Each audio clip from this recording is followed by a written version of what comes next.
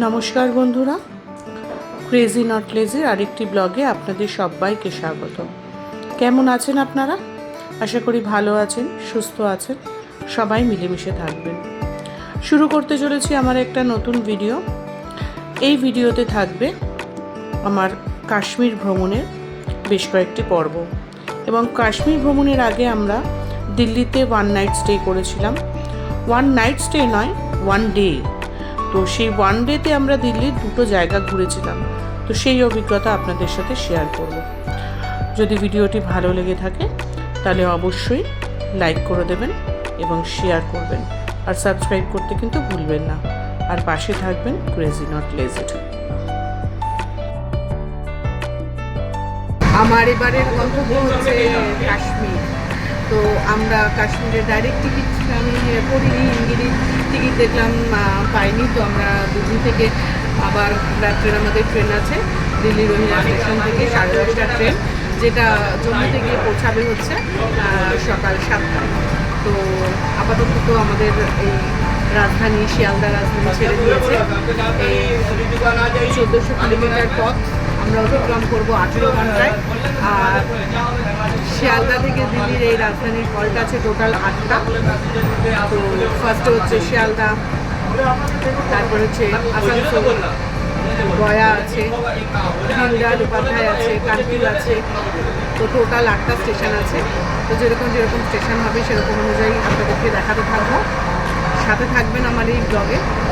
আর আমাদের রাজধানীতে প্রথমেই বিকেলের যে আমাদের নাস্তা রয়েছে বা টিফিন রয়েছে সেটা দিয়ে দিয়েছে, খুবই খারাপ। তো সেজন্য আর সেটা দেখাইনি। আর আমরা এসিটি 3 টায়ারে রয়েছি রাজধানীতে। আর আমার সাথে রয়েছে ভাস্বতী আর তার ফ্যামিলি। দেখাচ্ছি চলুন।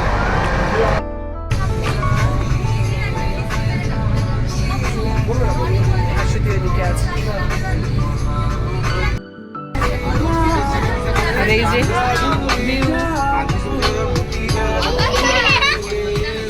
এই আমাদের পুরো কম্পার্টমেন্টের ছবি। আমাদের সিটগুলো একটু এবারে অন্যরকমভাবে করেছে। আর এখানে একদল আছে যারা বেশ গান টান চালিয়েছে।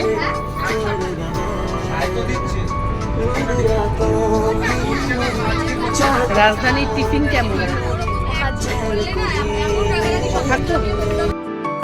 রাজধানীর টিফিন অখাদ্য? রাজধানীর টিফিনটা কেমন বল? কি দিয়েছিল বল তো, কি দিয়েছিল? তারপরে তোমার স্যান্ডউইচ, ভেজ খাদ্য, তারপরে একটা চিড়ে দিয়েছিল না? চিড়ে দিয়েছিল আর কচুরি দিয়েছিল, তাই তো? আর কোনটা সবচেয়ে ভালো? কোনোটাই না, না?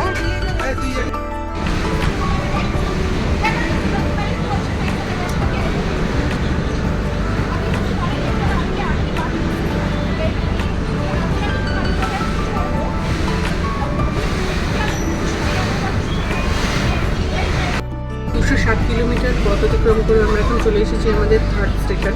শিয়ালদা থেকে নিয়ে দুর্গাপুর গেল, তারপরে হচ্ছে আসানসোল। এবং আমাদের ট্রেন মিনিট 10 মতন লেট আছে। 7:16-তে আসার কথা ছিল, 7:26-এ এসে 3 মিনিটের হল্ট রয়েছে। স্টেশনে আর নামলাম না, আমি স্টেশনটা দেখালাম পুরোটা, কিন্তু নামলাম না, কারণ 3 মিনিট এখানে হল্ট, আমি নামতে বসা পাচ্ছি না, অলরেডি ট্রেন ছেড়ে দিয়েছে। 265 কিলোমিটার রাস্তা অতিক্রম করে আমরা এখন চলে আসলাম ধানবাদ। ট্রেন আমাদের 10 মিনিট আর্লি এগিয়ে চলছে। 8:25-এ আসার কথা, 8:15-তে এসছে। তো ট্রেনটা ছাড়বে 8:25-এ। 12313 রাজধানী। মোটামুটি আমাদের টাইম কী চলছে, আমাদের রাতের ডিনারও দিয়ে দিয়েছে। তো ডিনারে কী দিয়েছে আপনাদেরকে দেখাই। আর আমরা আছি ধানবাদ স্টেশনে এখন। তো স্টেশনটাও দেখিয়ে দিচ্ছি তারা। 3 নম্বর প্ল্যাটফর্মে, ধানবাদের 3 নম্বর প্ল্যাটফর্মে আমাদের গাড়ি দাঁড়িয়েছে। সুচরিত এখানে দাঁড়িয়ে রয়েছে। আর এই যে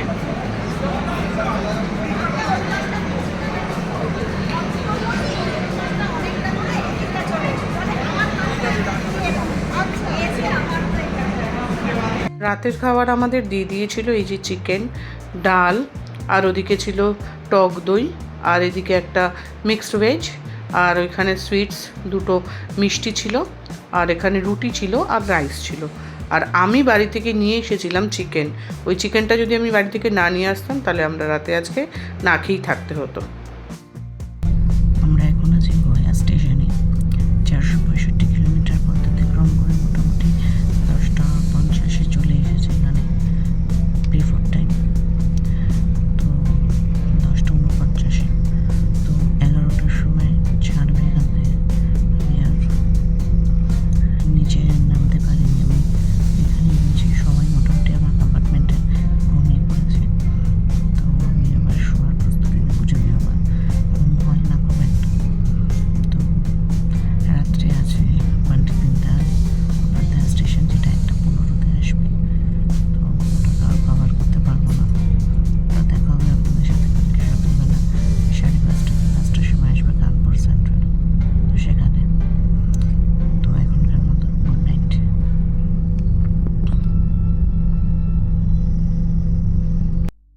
গুড মর্নিং ফ্রেন্ডস, আজকে আমার রাজধানীতে সেকেন্ড দিন। আজকে 23 মার্চ। তো এখন ঘড়ির কাঁটায় বেজেছে 8:30, আর আমাদের ট্রেন আপাতত দিল্লির দিকে চলছে। ট্রেন ঠিক টাইমেই রয়েছে, আর 10:50-এ পৌঁছাবে দিল্লিতে। আর আমাদের সকালের ব্রেকফাস্ট দিয়ে দিয়েছে রাজধানীতে। ব্রেকফাস্টটা দিয়েছে যথারীতি ওই ব্রাউন ব্রেড আর একটা অমলেট, আর হচ্ছে একটা ফ্রুটি, একটা বাটার, আর হচ্ছে টিকিট। আর আমাদের সাথে কম্পার্টমেন্টে আরও যারা ছিলেন, এরা তুহিনা সরকার, ওর ছেলে শ্রেয়াস এবং ওনার হাজব্যান্ড। তো ওরা হচ্ছে ঢাকুরিয়া নিবাসী। একদিনের দিল্লি ঘুরতে এসেছি। আমরা তো রাজধানী করে নেমেছি, তারপরে আমরা এই পেছনে দেখতে পাচ্ছেন আমাদের রেড ফোর্ট, লাল কেল্লা, এটাই দেখতে এসেছি। কারণ আমাদের ট্রেন হচ্ছে আবার সেই 10:30টার সময়। তো এতক্ষণ কী করবো, তাই জন্য আমাদের এক্সিকিউটিভ লাঞ্চে গিয়ে আমরা ফ্রেশন আপ হয়ে যাই, তারপরে লাল কেল্লা দেখতে এসেছি। একটা গাড়ি নিয়ে নিয়েছি। তো গাড়িটা আমাদের ভাড়া নিয়েছে 1000 রুপিস। ফার্স্টে রেড ফোর্ট দেখবো, তারপরে ইচ্ছা আছে লোটাস টেম্পল যাওয়া, আর বাদবাকি রাজঘাট যেটুকুনি করা যায় আর কি। কারণ এখানে আবার বিকেল 5টার মধ্যে সব কিছু বন্ধ হয়ে যায়। তো সেজন্য এখন রেড ফোর্টে আমাদের টিকিট লাগবে হচ্ছে 80 রুপিস। 80 রুপিস টিকিট দিয়ে আমাদের রেড ফোর্টে ঢুকতে হবে। তো টিকিট কাটতে গেছে, আসুন। আমরা উঠলাম হচ্ছে ই রিক্সায়, এখানে 12 টাকা করে পার পার্সন নিল। এই রিক্সাটা আমাদের পুরোটা ঘুরে দেখাবে, কারণ এত রোদের মধ্যে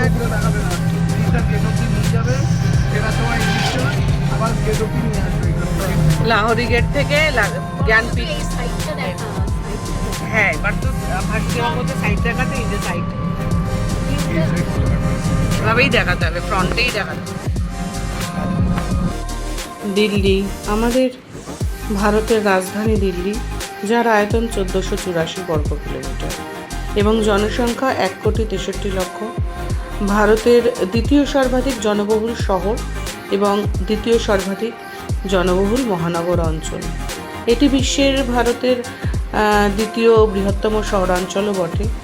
আর দিল্লির নগরাঞ্চলীয় প্রসার এতটাই বেশি যে পার্শ্ববর্তী রাজ্যগুলির শহরও এই অঞ্চলে অন্তর্ভুক্ত হয়েছে, এবং তারই একটা শ্রেষ্ঠ নিদর্শন হচ্ছে এই লাল কেল্লা। খ্রিস্টীয় 7শ শতাব্দীতে এই প্রাচীর দিয়ে ঘেরা পুরনো দিল্লি শহরে মুঘল সম্রাট শাহজাহান একটি দুর্গ নির্মাণ করেন। 1857 সাল পর্যন্ত এই দুর্গটিই ছিল মুঘল সাম্রাজ্যের রাজধানী। এরপর ব্রিটিশ ভারতীয় সরকার মুঘল সম্রাট দ্বিতীয় বাহাদুর শাহকে নির্বাসিত করলে ভারতের রাজধানী কলকাতায় স্থানান্তরিত হয়। 1947 সাল পর্যন্ত ব্রিটিশরা এই দুর্গটিকে একটি সামরিক ক্যাম্প হিসাবে ব্যবহার করত। বর্তমানে এটি একটি জনপ্রিয় পর্যটন কেন্দ্র এবং ভারতীয় প্রজাতন্ত্রের সার্বভৌমত্বের একটি শক্তিশালী প্রতীক। প্রতি বছর ভারতীয় স্বাধীনতা দিবস উপলক্ষে ভারতের প্রধানমন্ত্রী লালকেল্লা লাহোরি গেট সংলগ্ন একটি স্থানে জাতীয় পতাকা উত্তোলন করেন। আর 2007 সালে এই লালকেল্লা ইউনেস্কো বিশ্ব ঐতিহ্যবাহী স্থান হিসাবে নির্বাচিত হয়েছে। তো চলুন আমরা লালকেল্লার ভেতরটা ঘুরে দেখি। তবে বলা বাহুল্য এই লালকেল্লার ভেতরে কিন্তু অনেক দোকান রয়েছে, প্রচুর মার্কেট রয়েছে। It helps the speaker lead his audience into the scene he describes by creating an imaginary picture. Usually it's something that moves.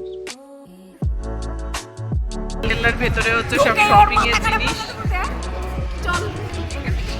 পুরো শপিং, সব শপিং, প্রচুর জিনিসপত্র এখানে রয়েছে। কেল্লার ভেতরে যে দোকানগুলো রয়েছে এখানে আপনারা মার্কেটিং করে নিতে পারেন, কারণ এখানে কিন্তু যথেষ্ট কম দামেই পাওয়া গেছে। আমরা ভাবছিলাম যে অনেক বেশি দাম হবে, কিন্তু না, বার্গেনিংও করা গেছে এবং মার্কেটিং যথেষ্ট, মানে আমাদের পকেট সাপেক্ষ আর কি, বেশ ভালোই লেগেছে। কেল্লার ভিতরে বিভিন্ন রকমের দেখার জিনিস, তার মধ্যে এটা একটা ছাত্তা চক।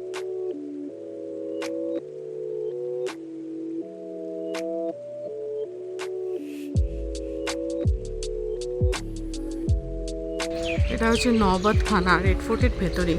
রেড ফোর্টটা বিশাল বড়, মোটামুটি রেড ফোর্টটা ঘুরতে আপনাদের 2 থেকে 3 ঘন্টা সময় লাগবে। ওইখানে যে একটা শপিং দেখালাম, ওখানে একটা লাইট অ্যান্ড সাউন্ড আছে, তার জন্য আপনাদের টিকিট করতে হবে, করে ওই লাইট অ্যান্ড সাউন্ডটা দেখতে হবে। আর এই নওবাত থানার ভেতর দিয়ে এরকম জাস্ট যেতে হয়।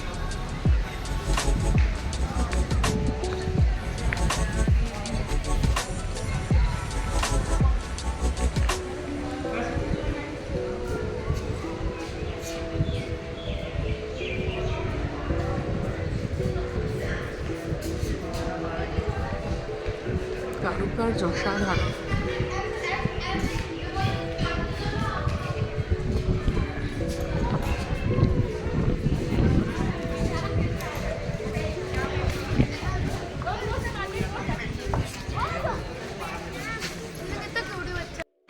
এবারে আমরা রয়েছি দিওয়ানে আম। দিল্লি গেটের বাইরে একটি বড় মুক্তাঙ্গন রয়েছে।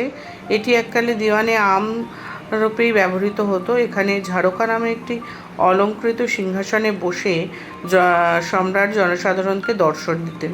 এই স্তম্ভগুলো সোনায় চিত্রিত ছিল এবং সোনা ও রূপা রেলিং দিয়ে সাধারণকে সিংহাসনের থেকে পৃথক করে রাখা হতো।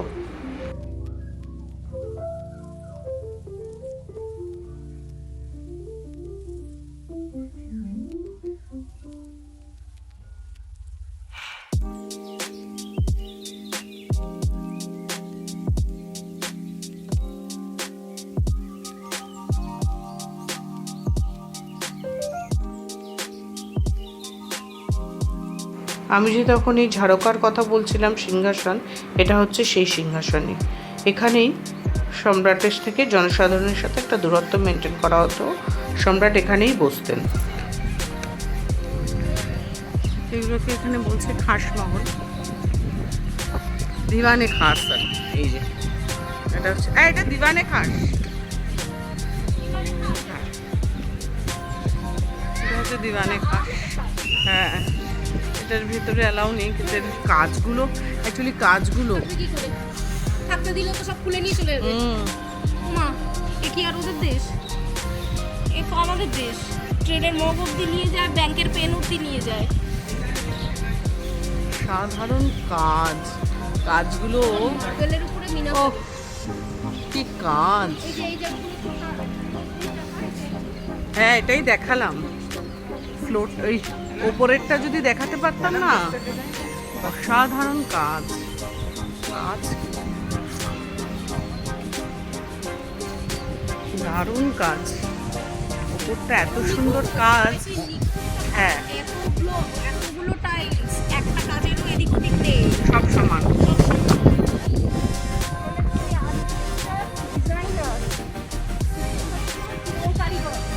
একদম আর্কিটেক্ট তো ডিজাইন এঁকে দিয়েছে। ডিজাইনার কারিগর যে করেছে, তো কারিগর, কারিগরেরই তো কাজ।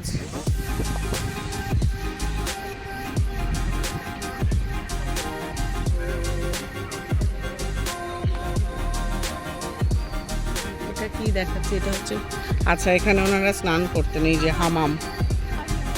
এই যে এটা হচ্ছে, এটাও বন্ধ, ভেতরে যাওয়া যাবে না। শাহী হামাম, এটা মসজিদ আর এটা হামাম, এটা হচ্ছে মতি মসজিদ।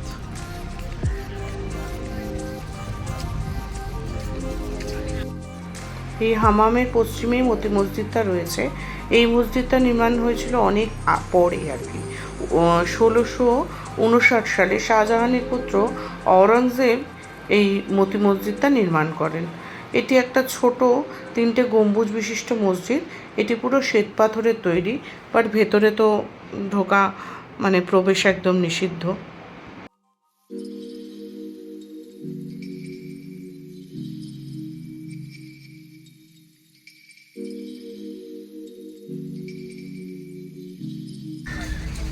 রেড ফোর্টটা পুরোটা ঘুরে দেখতে গেলে মোটামুটি 2 থেকে 2.5 ঘন্টা টাইম লাগবে। আর 80 টাকা করে টিকিট, আমি তো আগেই বললাম। আর এইটা হচ্ছে এই যে বিশাল হামাম, যেটা আগে আমি দেওয়ানে খাস দেখালাম, দেওয়ানে আম দেখালাম, আর ওদিকে ওটা হচ্ছে মতি মসজিদ, সেটাও দেখালাম। এবার সামনে যাব, কিন্তু 2 থেকে 2.5 ঘন্টা টাইম নিয়ে আসবেন হাতে অবশ্যই। রেড ফোর্টটা খুব ভালোভাবে ঘুরতে গেলে, আমাদের হাতে তো সেরকম টাইম নেই, তাই আমরা একটু ঘুরি ছোঁয়ার মতন ছুঁয়ে যাচ্ছি। কারণ যার সময় তাতে আমাদের লোটাস টেম্পল আর দেখা হবে না, শুধু এটা দেখেই আমাদের খেয়ে দিয়ে হোটেলে ফিরতে হবে, কারণ 10:30টায় ট্রেন আছে, আর 5টার মধ্যে সব কিছু বন্ধ হয়ে যায়। সবচেয়ে বড় কথা হচ্ছে এটা। তো এই লালকেল্লার এখান থেকেই আমি আমার আজকের এই ভিডিওটি শেষ করলাম। তো আপনাদের যদি ভালো লেগে থাকে তাহলে অবশ্যই একটা লাইক করে দেবেন, আর কমেন্ট করবেন এবং শেয়ার করবেন, আর পাশে থাকবেন ক্রেজি নট লেজি। তো দেখা হবে আমার পরবর্তী আরেকটা ভিডিওতে। তো ততদিন পর্যন্ত ভালো থাকবেন, সুস্থ থাকবেন এবং অবশ্যই সবাই মিলেমিশে থাকবেন। দেখা হচ্ছে আমার একটা পরবর্তী ব্লগে। ততদিন পর্যন্ত টাটা।